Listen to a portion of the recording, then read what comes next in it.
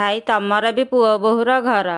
ମୁଁ ଯଦି ଏଇଠି ରହିବି ତମ ପୁଅ ବୋହୂ ମୋତେ କିଛି ତମକୁ କିଛି କହିବେନି ତ? ଆଲୋ ମୋ ପୁଅ ବୋହୂ, ମୋତେ କି ତୋତେ ଯଦି କିଛି କହିଲେ ମୁଁ କହିବି ସେ ଜାଗାରେ ତାର ବି ଭାଗ ଅଛି।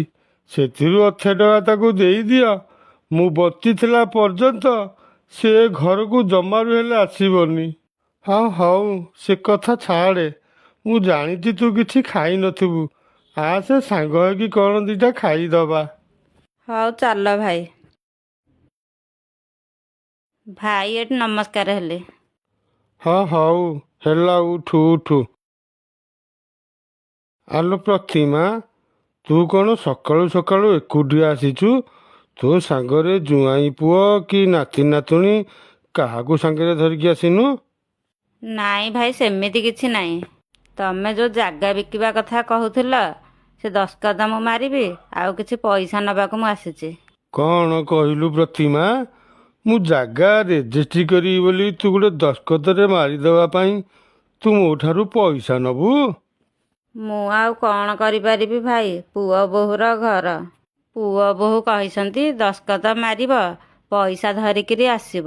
ଯଦି ପଇସା ଧରିକି ନ ଆସିବ, ସବୁଦିନ ପାଇଁ ଭାଇ ପାଖରେ ରହିବ। ଯଦି ଖାଲି ହାତରେ ତମେ ଘରକୁ ଆସିବ, ଭୋକ ଉପାସରେ ମରିବ।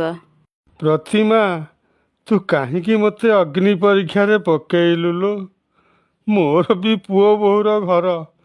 ମୁଁ ଯଦି ସେଥିରୁ କିଛି ତୋତେ ଟଙ୍କା ଦେବି, ତାହେଲେ ମୋ ପୁଅ ବୋହୂ ତୋର ଭଳି ଅବସ୍ଥା କରିବେ। ବାପା ମା ବଞ୍ଚିଥିଲା ବେଳେ ତୋତେ ବାହା କରି ସବୁଠିକି ସବୁ ଦେଲେ।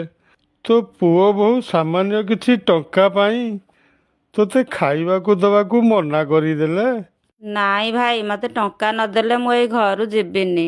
ଯଦି ଯିବି, ମୋ ପୁଅ ବୋହୂ ମୋତେ ଅଘରବାସ କରିବେ। ଆଲୋ ପ୍ରତିମା, ମୁଁ ତୋତେ କହୁନି ଏ ଘରୁ ଯିବା ପାଇଁ।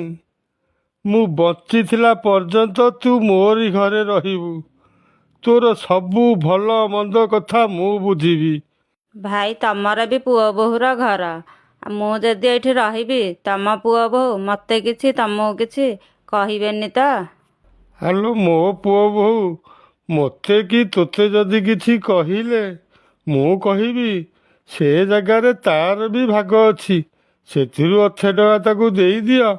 ମୁଁ ବଞ୍ଚିଥିଲା ପର୍ଯ୍ୟନ୍ତ ସେ ଘରକୁ ଜମାରୁ ହେଲେ ଆସିବନି।